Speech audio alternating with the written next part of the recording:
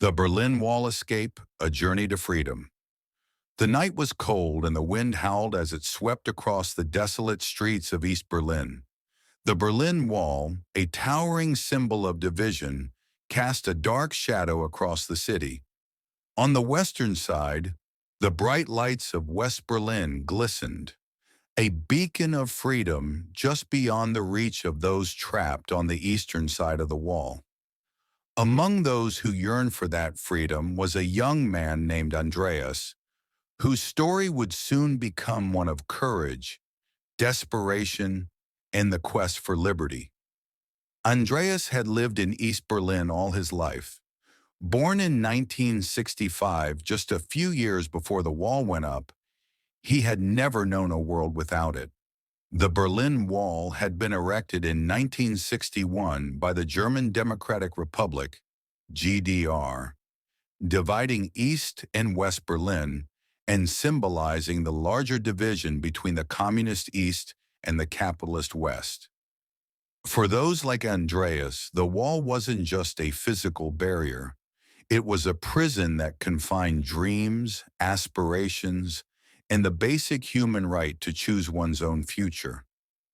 Growing up in East Berlin meant living under constant surveillance. The Stasi, the notorious East German secret police, was always watching. They had eyes and ears everywhere, and no one was safe from their prying gaze. Andreas's family, like most others, had to keep their true thoughts and opinions hidden, always cautious of what they said in public or even in the safety of their own homes. The fear of being reported to the authorities was ever present. But despite the oppressive regime, Andreas grew up with a sense of rebellion, a sense of longing for a better life that existed just beyond the wall. West Berlin, with its free press, diverse culture, and opportunities, seemed like a dream world to him. He had heard stories of people who had crossed into West Berlin, of families reuniting after years of separation, of a life without fear. Every time he looked at the wall, it became a symbol not just of division, but of everything he could never have. As the years went by, Andreas's frustration grew. He knew that the government controlled every aspect of his life, from what he could read to what he could watch on TV. He had been taught that the West was the enemy, but he couldn't ignore the truth any longer. The more he learned about the outside world, the more he realized that the life he was living was a lie. He could no longer accept the restrictions placed upon him. In 1987, Andreas made a decision that would change his life forever. He would escape. It was a dangerous and seemingly impossible mission, but the desire for freedom outweighed the risks. He had heard rumors of tunnels being dug beneath the wall, of people swimming across the Spree River, of daring escapes that defied the odds. But he didn't have the resources or connections to attempt such a thing. His only option was to find a way to get across the border the hard way, by outsmarting the system. It was during one of his late-night walks in the city that he first met Dieter, a man with a strange and mysterious air about him. Dieter had been living in West Berlin for several years, but he had a past that still haunted him. He had been born in East Germany and had been part of a group that attempted to escape through the tunnels years before. He had made it, but the memory of those he left behind haunted him.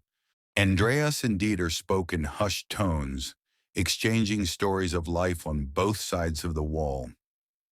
Dieter spoke of the freedom he found in the West, but he also warned Andreas of the dangers involved in trying to escape. The wall wasn't just a barrier, it was a fortress, guarded by armed soldiers who were willing to shoot anyone who dared to cross. "You have to be careful," Dieter said. "The Stasi knows everything. If they even suspect that you're planning something, they'll come for you. They have spies everywhere." But Andreas was determined. I don't care. I can't live like this anymore. I have to try. Dieter looked at him with a mix of admiration and concern. He understood the desire for freedom all too well, but he also knew the risks. The escape, he explained, would require more than just physical effort. It would require careful planning and patience. Andreas would need to study the movements of the border guards, learn the times when they were least vigilant, and find a way to slip through the cracks unnoticed. Over the next few weeks, Andreas became obsessed with the idea of escape. He watched the wall day and night, noting the patterns of the guards, the times when patrols were light, and the spots where the walls seemed weakest. He began to gather supplies, a small backpack, some food, a flashlight, and a map of the area surrounding the wall. He also worked on disguising himself. He knew that if he was caught, it would be the end, not just for him, but for his family as well. The day of the escape arrived, and Andreas felt both excited and terrified. Dieter had arranged for a contact in West Berlin who would help him once he made it across. But getting there was the hard part. The wall was heavily guarded, with watchtowers, barbed wire, and concrete barriers that stretched for miles. But Andreas had a plan.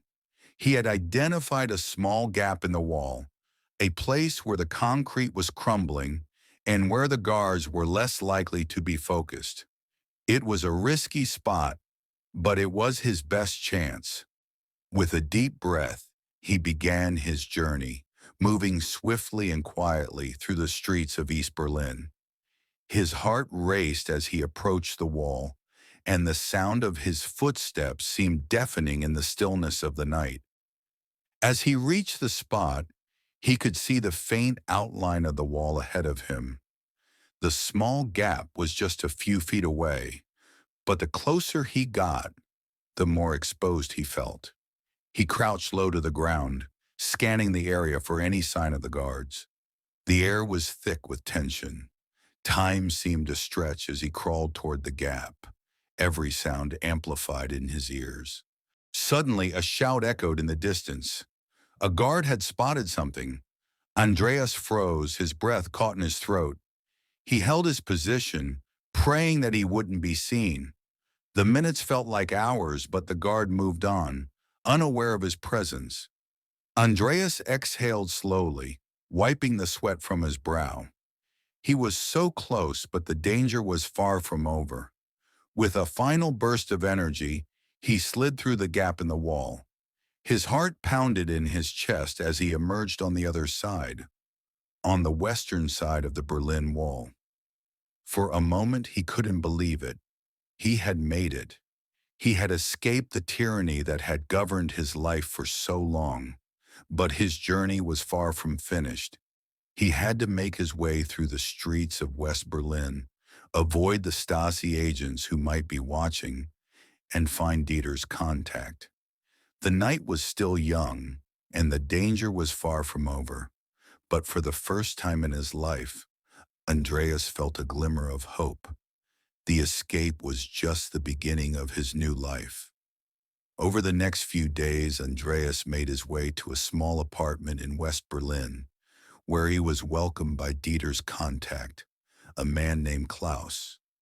Klaus had been an important part of a network that helped people escape from East Germany, and he had connections that could ensure Andreas's safety. The fear that had weighed heavily on his shoulders for years began to lift as he realized that he was finally free. The escape from East Germany wasn't just a physical journey, it was a personal transformation. Andreas had taken a huge risk, but he had also found his voice and his courage. The wall that had once divided him from freedom was now a thing of the past, and the future was full of possibilities. The road ahead was uncertain, but for the first time in his life, Andreas was no longer a prisoner of fear. He was free. In the years that followed, Andreas would look back on that night with a sense of pride and gratitude. He had witnessed the fall of the Berlin Wall in 1989, a moment of history that symbolized the collapse of the oppressive regime that had kept so many people like him in chains. The escape had been just the beginning of a new chapter in his life, a chapter filled with opportunity, challenges, and the freedom to live as he saw fit. As he reflected on his journey, Andreas knew one thing for sure: no wall, no matter how high or how strong, could ever hold back the human spirit. Freedom was worth any sacrifice, and he had paid the price to experience it firsthand.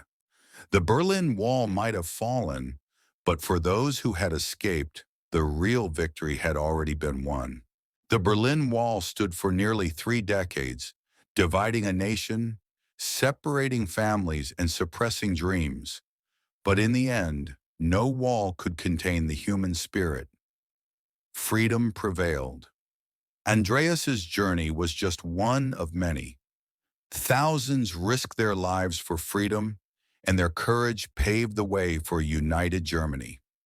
Today, the wall exists only in history, a reminder of the past and a lesson for the future. Freedom is never free. It is fought for, it is earned, and it is cherished. What did you think of Andreas's incredible escape? Let us know in the comments below. If you love learning English through powerful and inspiring stories, you're in the right place. This channel is all about storytelling and improving your English skills at the same time.